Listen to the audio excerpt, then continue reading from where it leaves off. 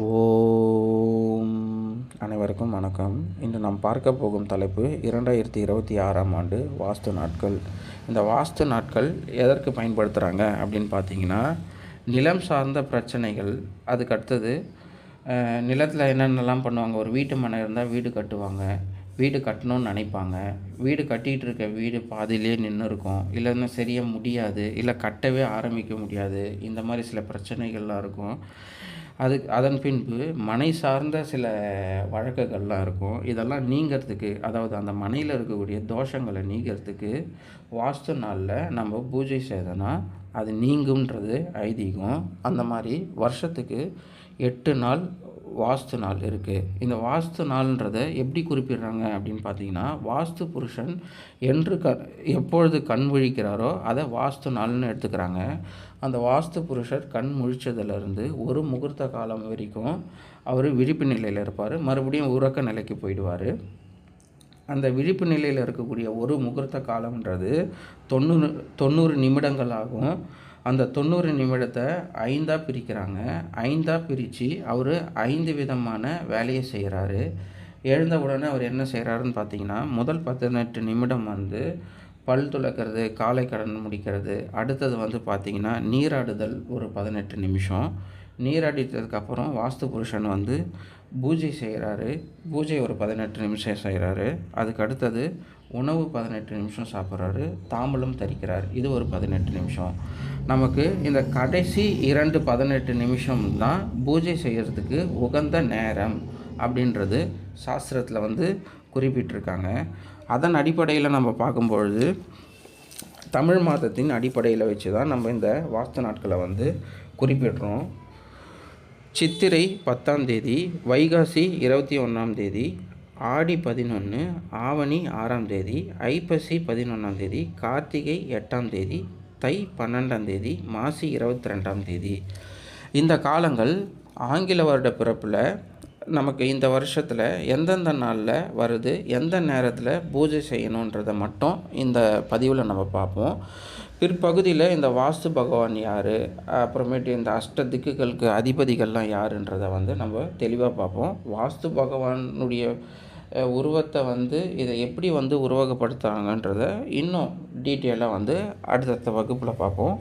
இப்போது அந்த ஆங்கில வருட நாட்கள் என்னென்னு பார்த்துப்போம். முதல் தை மாதம் 12ஆம் தேதி திங்கட்கிழமை, ஆங்கில வருடம் 26/1/2026 காலை 10:41 முதல் 11:17 வரை பூஜை செய்ய உகந்த நேரம் ஆகும். 2 மாசி மாதம் 22ஆம் தேதி வெள்ளிக்கிழமை, ஆங்கில வருடம் 6/3/2026 காலை 10:32 முதல் 11:08 வரை பூஜை செய்த உகந்த நேரமாகும்.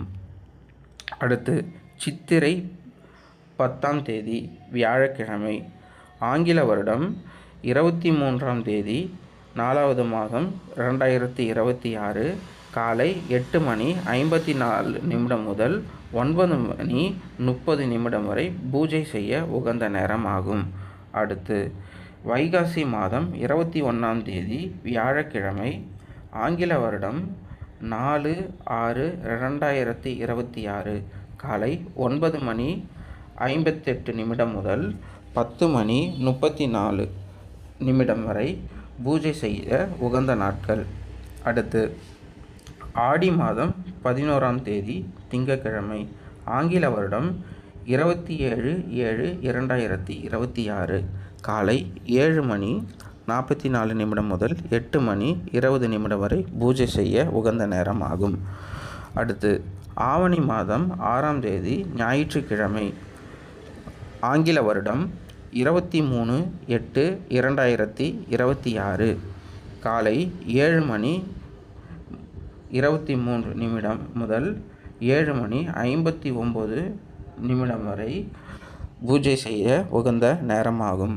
அடுத்து ஐப்பசி 11 புதன்கிழமை, ஆங்கில வருடம் 28/10/2026 காலை 7:44 முதல் 8 மணி 20 நிமிடம் வரை பூஜை செய்ய உகந்த நேரமாகும். அடுத்து கடைசி கார்த்திகை 8ஆம் தேதி செவ்வாய்க்கிழமை, ஆங்கில வருடம் 24/11/2026 காலை 11 மணி 29 நிமிடம் முதல் மதியம் 12 மணி 5 நிமிடம் வரை பூஜை செய்ய உகந்த நேரம். நான் இதை ஒரு ஸ்க்ரீன்ஷாட் எடுத்து நான் வீடியோவில் நான் உங்களுக்கு அந்த ஸ்க்ரீன்ஷாட்டை பதிவு செய்கிறேன். அந்த நேரம் அதில் குறிப்பிட்டிருக்கும். உங்களுக்கு ஏதாச்சும் ஒரு சந்தேகம் இருந்ததுன்னா கமெண்ட் செக்ஷனில் நீங்கள் கமெண்ட்ஸ் பண்ணலாம். அடுத்து நீங்கள் இந்த சேனலை சப்ஸ்கிரைப் செய்யுங்க. இந்த வாஸ்து சம்மந்தப்பட்ட இன்னும் விளக்கமான சில விளக்க உரைகளை நாம் பார்ப்போம். நன்றி, வணக்கம்.